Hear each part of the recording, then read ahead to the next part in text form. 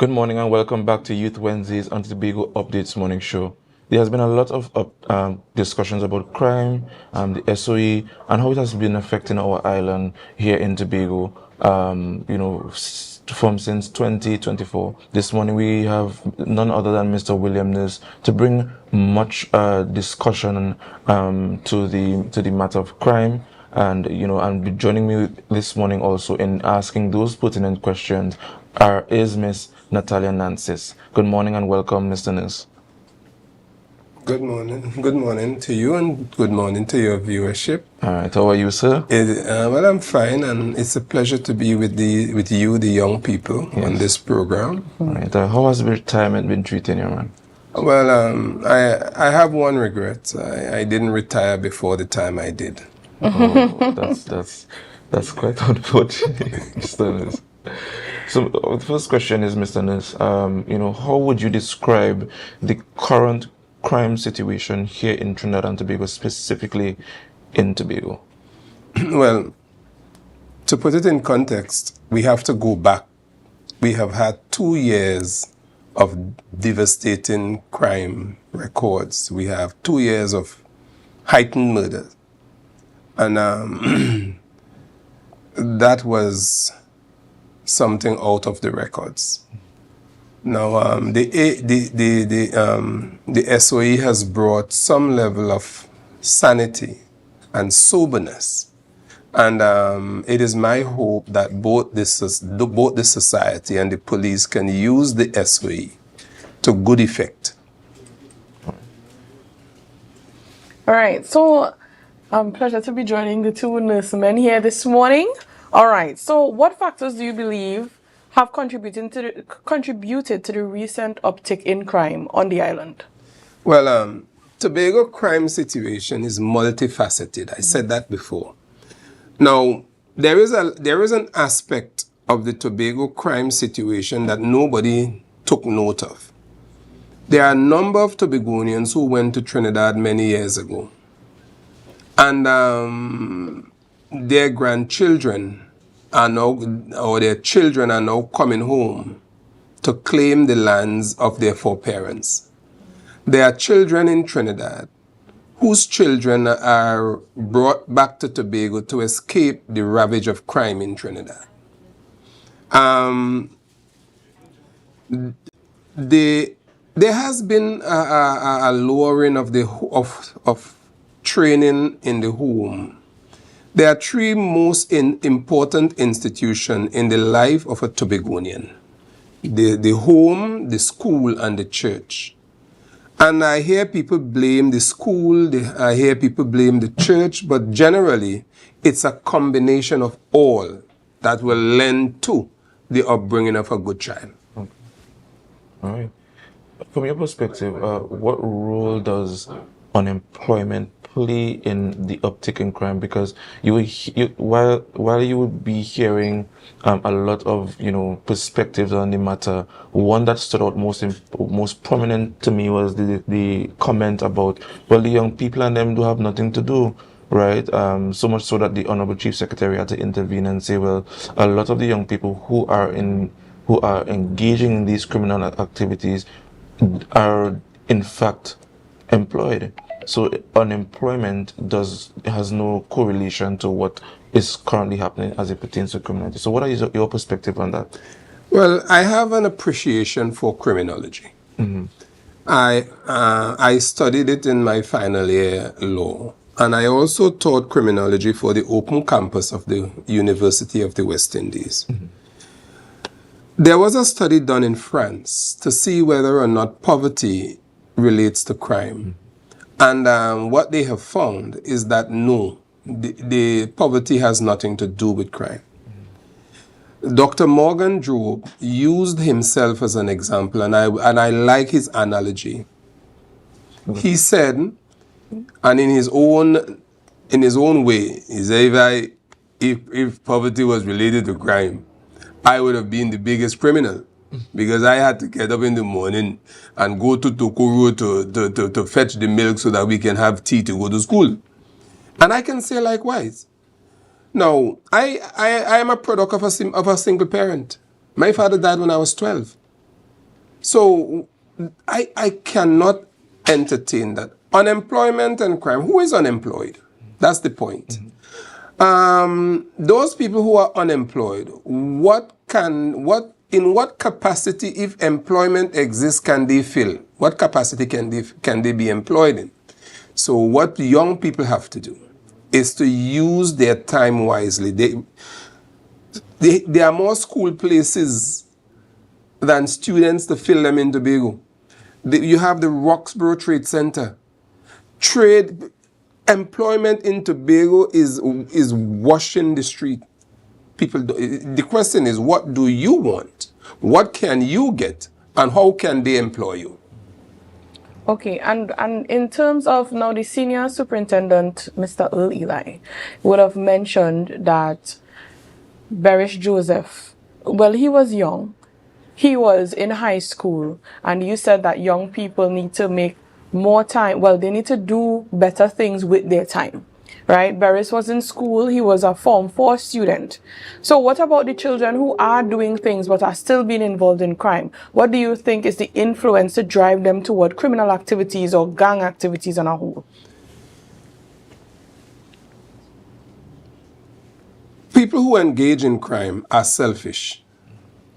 They don't care about their neighbors.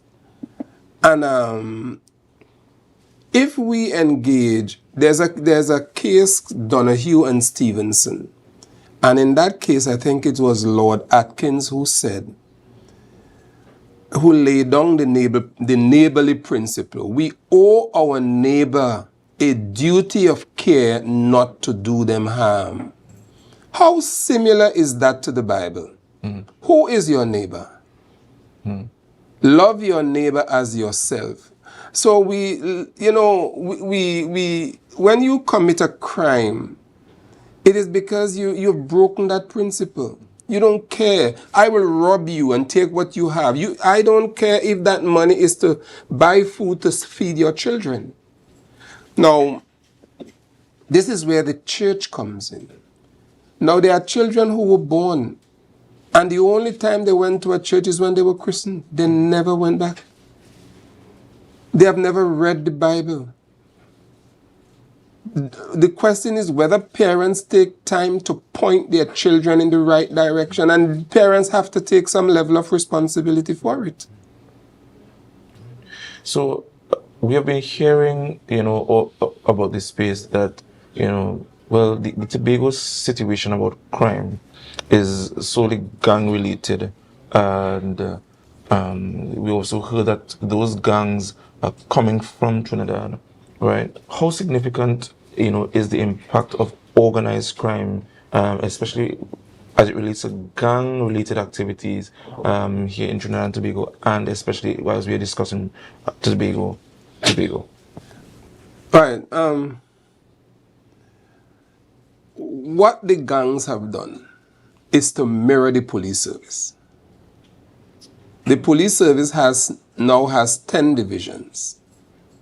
And the gangs have mirrored the police service in terms of placement of people within their structure. So they have structured it Eastern, Northern, Tobago, and so on. And that is what the police need to look at. The first time I learned that, I was at the Homicide Bureau of Investigation, and there was a murder in Sangre Grande. A nurse was murdered, and I went up to Sangre Grande to assist the investigation team. And what we did coming out of that, we learned that whichever gang there was had an Eastern division. And that is what is happening. Now, I want to sound a warning to people who own Airbnb and accommodation network and booking online. When you book online, for God in heaven's sake, if you don't want to destroy Tobago, take information from the people in terms of their identity who are booking. Be careful. You may be breeding a criminal network. You may be harboring a criminal network that will destroy your society. Okay.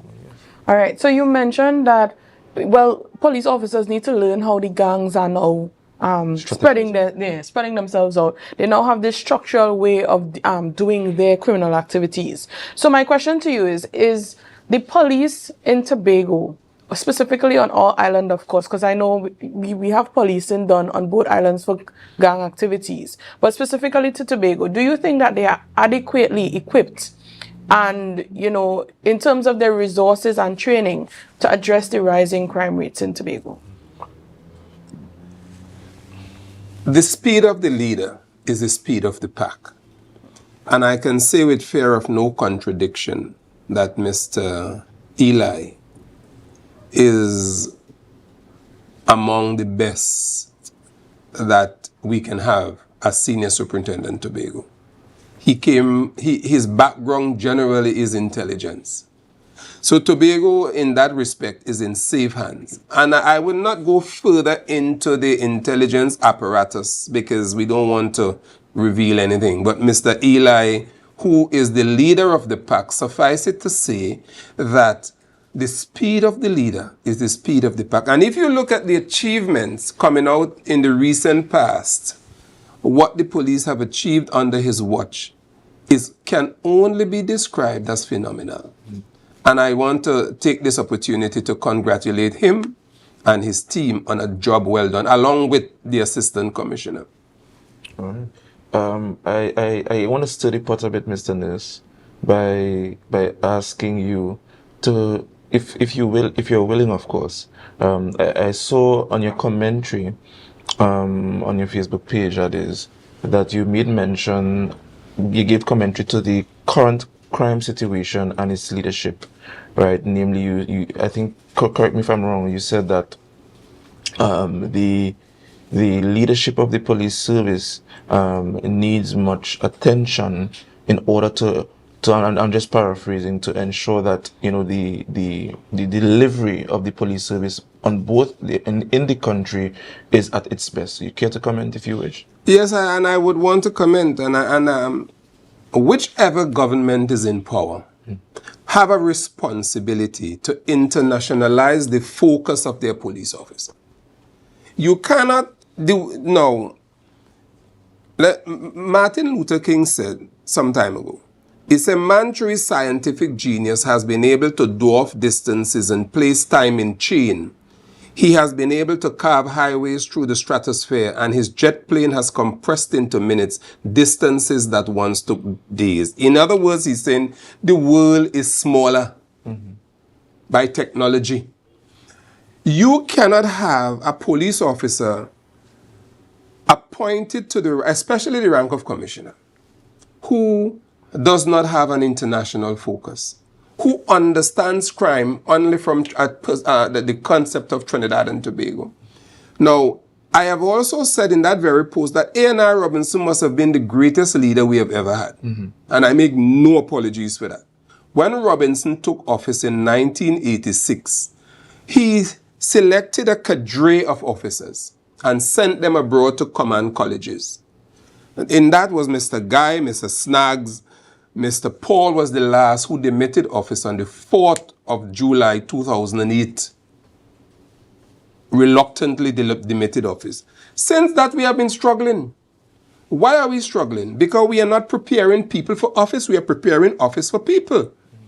So I have said this already. I've said this to Minister Hines. I've said this to Commissioner Jacob. I've said it to Commissioner Christopher. You have to look down the line. Select your bright police officers. Send them abroad. Or develop your police training academy to deliver international training at that level for your police officers. And I mean that. Thank you very much for that. Quite passionate, Mr. Ness. In terms of well, you know, it's tourist season. Yes. Yes, and they said that the boats are soon coming in. With Tobago's tourism-dependent economy, what do you think is the effects of the rise in crime on this economy? Well, it will destroy Tobago. You know what I'm saying?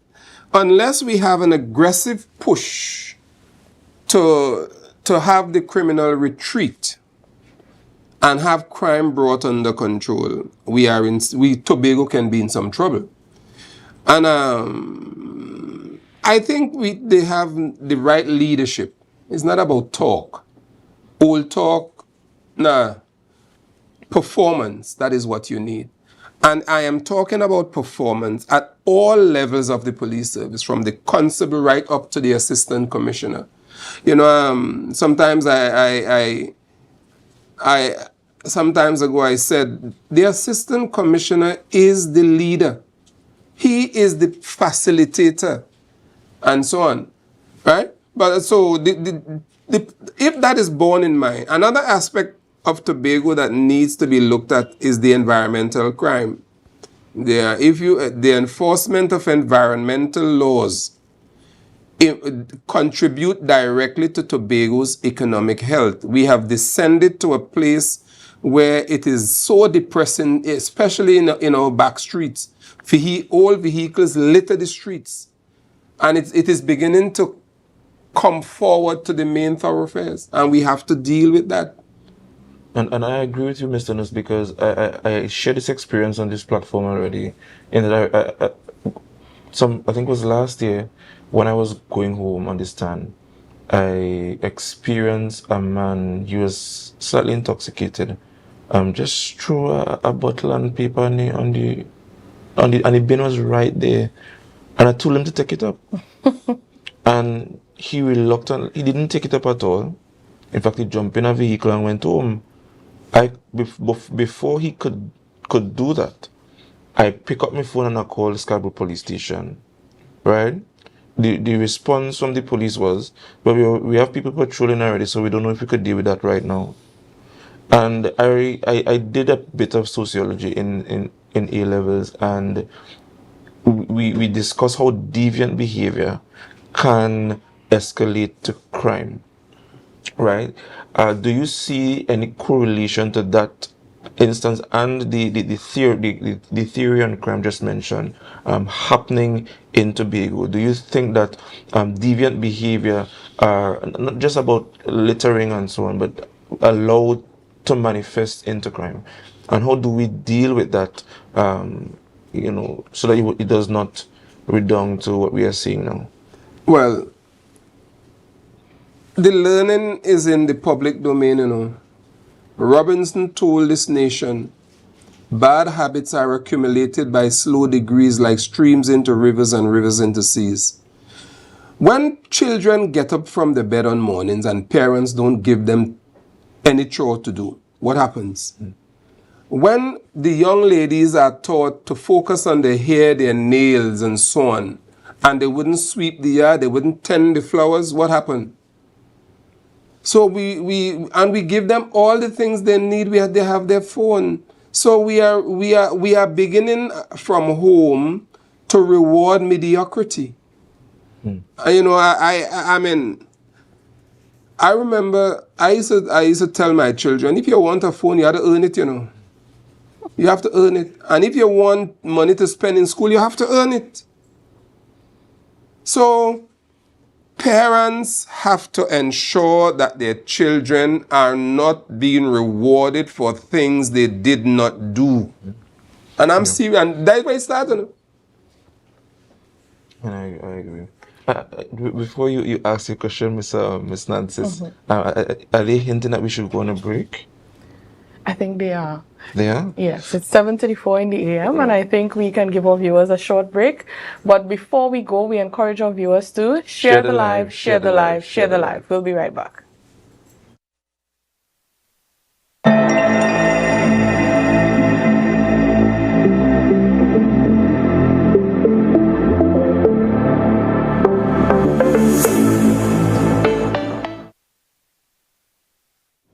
Welcome back, viewers, to Youth Wednesdays on Tobago Updates, here live from Portmore in Scarborough. Now, we started with a very strong conversation on the presence of crime on our island and in our country on a whole.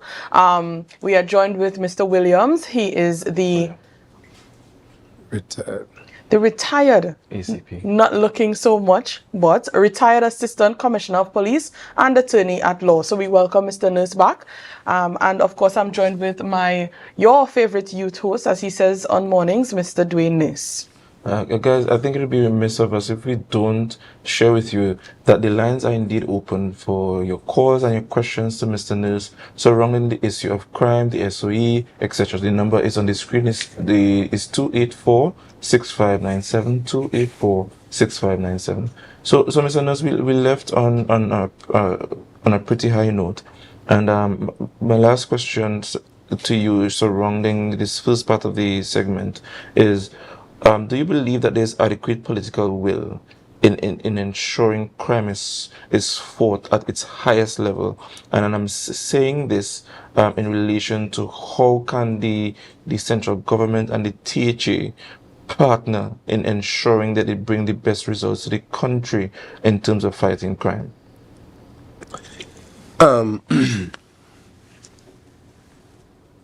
Yes, there has to be a partnership, because the management and the responsibility for investigating crime is a national security issue. A national security issue falls within the 6th schedule of the Tobago House of Assembly Act, right?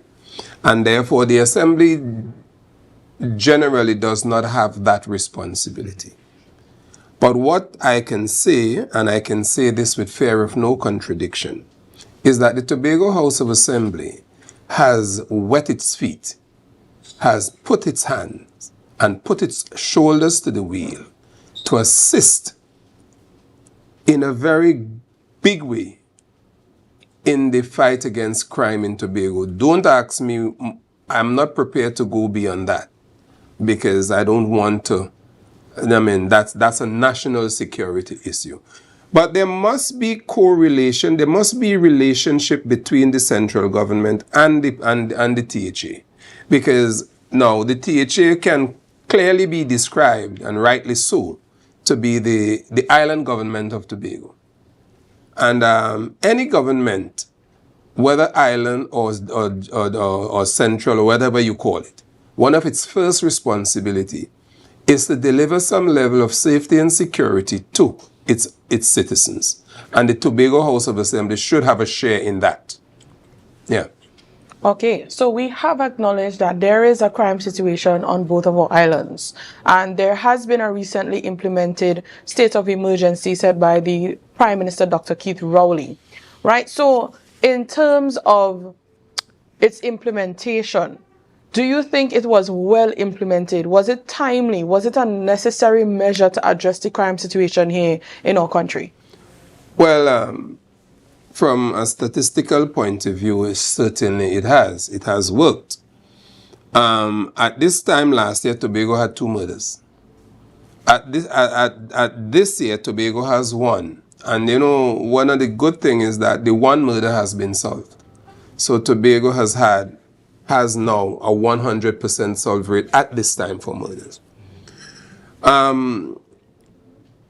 What we can do, this SOE is different to others. There is no curfew. Yes. So people are allowed. The specific target of the SOE are those persons who have been using their time to prey on people and commit crime. So if you're a good citizen, fine. For the first time, the good citizens aren't locked down in their homes. You are allowed to roam. You are allowed to go about your business. But the security forces are allowed to go after those persons who commit crime. I just have one warning. To the community, use this time to do introspection and reflection. And to the police and other security forces, use the time, this time specifically for the purpose given, and you will see we would have coming out of it. We will all be happier and better for it. But my question is from a legal perspective, Mr. Nurse. You're an attorney at law, right? And no, we're not going to. Well, yes. Do you think that the implementation of the SOE aligns with the constitutional guidelines? Because we've been hearing a lot of brouhaha about, oh, it's not constitutional, or the prime minister is just using it as a tool to for political reasons and political mileage. What are your comments on this in terms of its legality in the country? Well, the SOE and its implementation is embedded in the Constitution, I think Section 8 of the Constitution. And more importantly, there are too many people in our society who speak with two faces and have two mouths. On the one hand, some people have been calling for the SOE. Now that the SOE has come, they are talking against it. They're moving heaven and earth. But you know something? On the issue of crime, you don't politicize crime. If the government has done something well and well thought out, for God in heaven's sake, say so. This SOE, I must say, was well thought out. Thank you. Okay. What do you think would be the benefits of the SOE to the people of Trinidad and Tobago? I see a smile on your face. That's a lovely question. Now, when you see children, again, start playing in your street and so on, although it's not safe, when you see children, when you see people going about their business and feeling happier, I want to ask the nation one question. One favor. Look back at what obtained before the SOE. Consider what obtains in the SOE and ask yourself this question. Am I better off now with the SOE? And the other one is, do I want to go back to the pre-SOE? As a matter of fact, the country was like an abattoir, slaughtering left, right, and center. And nobody wants to do that. Now, it is a time now when we must reflect and reset. The police service and the armed forces must reset. The homes can use this time to reset. And see how we can strengthen the resolve to ensure that our children become better citizens. We want to see, especially our male in Tobago, more of our male remaining in school and gravitating towards learning. And note well I said learning, not education. Learning.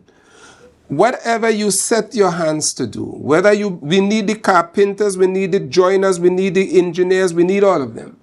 And I say this, if you can't be the pine on the top of the hill, be the scrub in the valley, but be the best little scrub on the side of the rail. If you can't be a highway, be a trail. If you can't be a tree, be a branch. Because it is not by sign that we win or fail, but be the best that you are.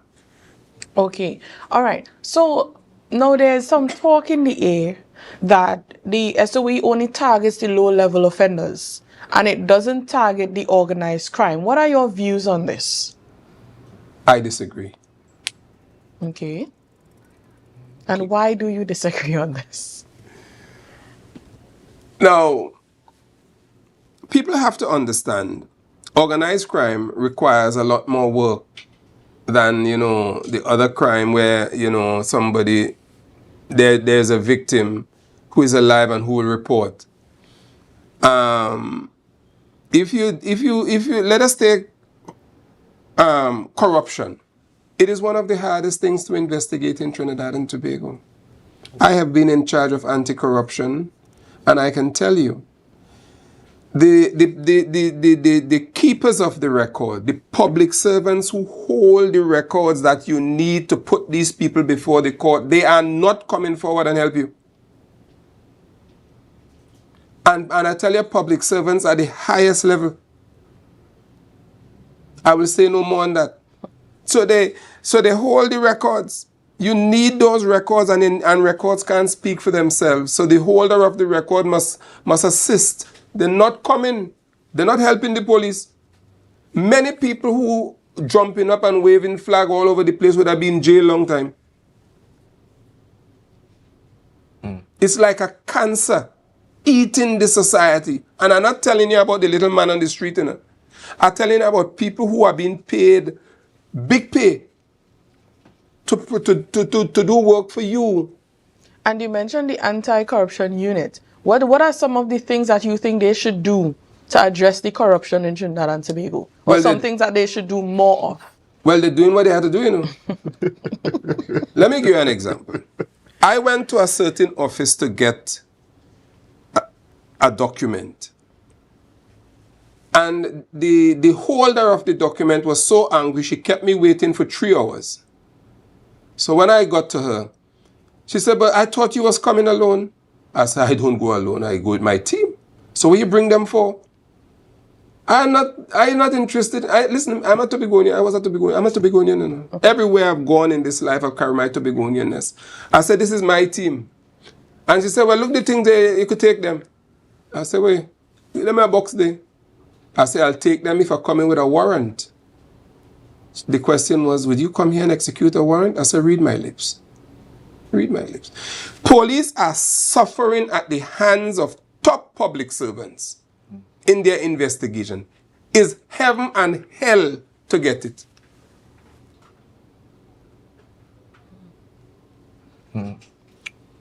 Well, quite a mouthful there, guys. Yeah. The block is hot, guys. Block is hot. Guys, I don't want you guys to be shy. You could call the number on the screen again at 284-6597, 284-6597, and feed your questions to Mr. Nurse, relative to the issue. Any question at all that might be relevant to what we're discussing here this morning. Mr. Nurse, you kind of shook us up there with that response. I don't know if we could ask any more questions. We might be fear for our lives. No, I think what we could throw in here, well, he gave the perspective of a police going into, or an investigation ongoing from the police's side of things. Now, from the public servant side, or simply just the civilian, how would my apologies. How would the SOE be curbed so that civilians and public servants won't be taken advantage of? Because a lot of people are saying, this is the time where they'll come out and bully us on the road, and you see new groups forming and these type of things just to keep people abreast, to avoid these type of things. How would you all curb the SOE, or how should they? Because you are retired. How should they curb the SOE so that citizens are not taken advantage of on the streets? Yeah. Well, generally, citizens ought never to be taken advantage of by the police. Whether SOE or the absence thereof, there should never be. The police work, let us picture a nurse in the hospital. A sick person went to the hospital. What does the nurse do? They lovingly do your signs, and then you go in to see the doctor and so on. That's what the police do. Picture this. Somebody makes a report to a police officer. The police officer doesn't even know the person. And you dutifully take up that report and begin to investigate it. And you investigate it to its entirety. In other words, the police officers ought rightly to see themselves as servants of the people. Right. Nice. So we do have a caller. We're going to take the caller. Good morning, caller, and welcome. Good morning and welcome. I'm hoping that we can, curb the volume so that we could hear the caller clearly. Hello? Yes, good morning. Go ahead, caller. We're hearing you. Right. Good morning. Good morning. Two quick questions for your host, please. The strength, the manpower resources of the Tobago division, do you think it's adequate at this point in time? And secondly, do you see that there is a need for the introduction of the municipal type police, or that structure or layer of police on the island? I'm listening off here. Thank you. All right, good. Thank you very much. So the question is, is questioned about the manpower on the island. Do you think it's adequate? And the second question coming from the caller was, do you see the need for a municipal type police arrangement here on the island to deal with crime on the island? Your thoughts, Mr. Nus? The Commissioner of Police, quite a while back, did a study and they decided what the manpower in terms of police in Tobago should be. I don't know what it is now, but there has been a shortfall of that figure. In 1987, Jim Rodriguez took the position that Tobago was over-policed, and he transferred a number of police officers from Tobago. I was among that. So I don't know what it is now, but my information is that it isn't where it should be. Whether or not there should be the municipal police as exist in the other municipal corporations in Trinidad, that's really a political issue. And I would say this: those persons who enacted the Tobago House of Assembly Act left Tobago out of and did not allow them to have, like the Port of Spain Corporation, the other corporations. And so they left them to the mercy of the Public Service Commission. And it is anemic. It has not worked. They appoint one or two people when they feel like. So there is really no structure. I know that the THA is reposed of information that will change that can change. That is as much as I want to say on that. Yes, there is need for, to answer the caller directly, yes, there is need for the municipal type policing in Tobago. And what do you think would it do differently to what is being currently done, one, and two? Do you see the need to incentivize the police a little bit more so that you can have a lot more persons applying if the issue is young persons coming or seeing being a police as something laudable? Well, I'll deal with two aspects of that question. Number one, the Police Service Act is a worthless piece of legislation. Number one, it's discriminatory in all its form. And why did I say that? All the other entity within the national security apparatus, when you join those entities, they fire the police, they fire the Coast Guard, the Army, the prisons, you receive the pay of the lowest joint constable. That's the first thing. When a police officer becomes a trainee, he gets a stipend. That's the first thing. The second thing is that when an ambitious person joins these entities, they join to aspire. And there is no guarantee for upward mobility beyond the rank of assistant commissioner. You know? So what would make the difference is that anybody who holds a master's, and so we don't get the best people at the top. Right. Yeah. What was the other question? The other question is, what would the municipal police apparatus do differently than what is currently happening on the island with Tobago? Right. The municipal police, when I say municipal, they are all they are all under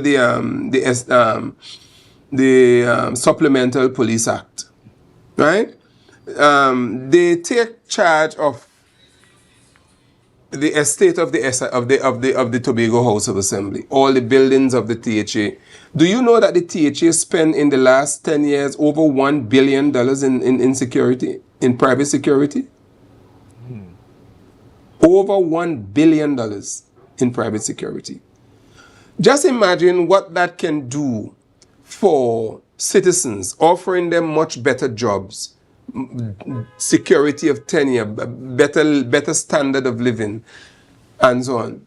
So prepare the young people, have the Tobago House of Assembly Police, and you put them into jobs that is that you have security of tenure, they have decent lives, they perform, and there's upward mobility. All right, guys. Unfortunately, guys, this brings us to the end of our interview this morning. Yes, our hour does fly by when you're making sense and when you're speaking about pertinent issues, relevant issues about Tobago. Guys, Dwayne, yes, we're in a rush. We're not really in a rush, but it is time for us to go. But before we do go, I just want to ask Mr. Nurse one more question. Sure, go ahead. In terms of the civilian preparedness. The police can't do so much. But what can we do as civilians to safeguard ourselves? Because we see that, based on some of the comments that were made, we're seeing that the police is not enough widespread, is not done, if so to speak. So what can we as citizens do to safeguard ourselves? A number of things. Your security begins with you. Bring your intelligence to bear on what you do and say. And if you do have any intelligence, you go do stupidness. Frankly, you see people walking in the street and they're texting and going. They don't even know where they're going. You understand what I'm saying?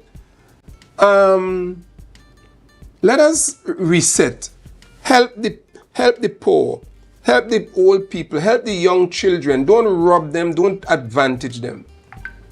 And this is a whole new conversation in your startup day, so we don't have time for it this morning. But I promise, if you call me back, I will. Of course, we will call you back, Mr. Ness. We want to thank you again for joining us this morning. I do hope that you continue in your stead in terms of contributing to the crime fighting on the island and in the country. You are definitely a mover and shaker.